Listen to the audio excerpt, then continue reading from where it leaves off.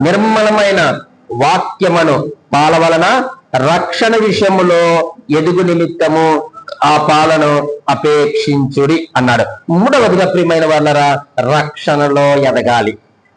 రక్షణ పొందుకున్నావు, ఆ రక్షణ బట్టి నీ కుటుంబాన్ని రక్షించుకున్నావు.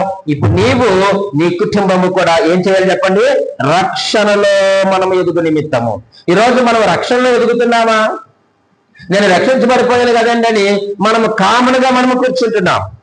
అందుకే ఆయన అన్నాడు మొదటి నుంచి, ప్రభు దయాళుడని మీరు రుచి చూచి ఉన్న ఎడల, నీవు ఆయన ప్రభు దయాళుడని, ఆయన రక్షకుడని మనము రుచి చూసాము కాబట్టి సమస్తమైన దుష్టత్వమును, సమస్తమైన కపటమును, వేషధారణను, అసూయను, సమస్త దోషణ మాటలను మాని నువ్వెప్పుడైతే రక్షణలోని వెతుకుతున్నావో వీటన్నిటిని విడిచిపెడతావు.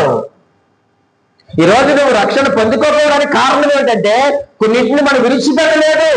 అందుకే మనము మొదట్లో ధ్యానం